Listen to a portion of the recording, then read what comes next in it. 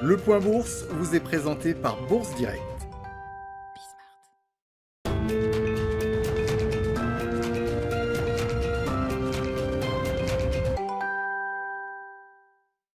Tendance hésitante à la mi-journée à la Bourse de Paris. Le marché parisien a ouvert en hausse ce matin dans le sillage des records de la veille à Wall Street avant de repasser dans le rouge en milieu de matinée. Wall Street qui a vu le Nasdaq inscrire un plus haut, notamment emmené par Netflix qui a gagné près de 17% en séance.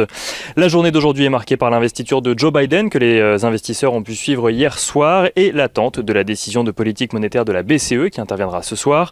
L'investiture de Joe Biden tout d'abord offre aux investisseurs la perspective d'une présidence moins imprévisible que celle de Donald Trump, mais aussi la perspective d'un plan de relance massif bientôt adopté. Un espoir renforcé sur ce dernier point par le fait que plusieurs élus républicains ont fait part de leur intention d'aller dans le sens des démocrates sur ce point.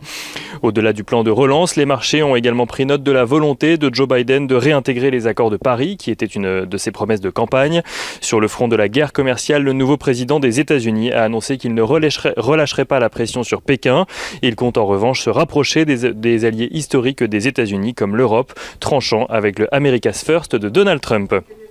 Les marchés européens qui attendent également la décision de politique monétaire de la BCE qui tiendra sa première réunion de l'année du Conseil des gouverneurs aujourd'hui. Les marchés européens qui attendent également le discours de Christine Lagarde qui suivra. L'enjeu sera surtout de savoir si le ton de Christine Lagarde vis-à-vis des prévisions économiques de la BCE a changé depuis la semaine dernière où celle-ci s'était montrée optimiste lors d'une conférence.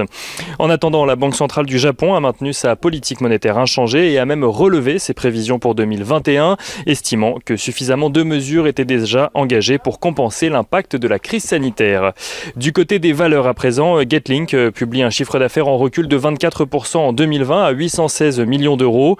Un recul en lien direct avec les mesures de restriction entre la France et le Royaume-Uni et donc la chute du nombre de passagers à prendre l'Eurostar, mais aussi l'activité navette de Getlink qui a vu le transport de voitures et de camions sur navette ferroviaire chuter de 17%. Soitec maintient de son côté ses objectifs financiers pour l'exercice 2020-2021 suite au rebond de ses ventes au troisième trimestre en fin d'année dernière. Donc, Renault progresse de son côté alors que Jefferies passe de sous-performance à conserver sur le titre. Renault qui a d'ailleurs fait part de discussions avec plusieurs partenaires en vue de construire une usine de batteries pour équiper ses voitures électriques. Une annonce qui relègue au second plan un éventuel partenariat avec Stellantis sur le sujet comme cela avait été évoqué il y a quelques mois. Et on notera également que Ubisoft bénéficie d'une note d'HSBC qui passe à achat sur la valeur pour viser les 100 €.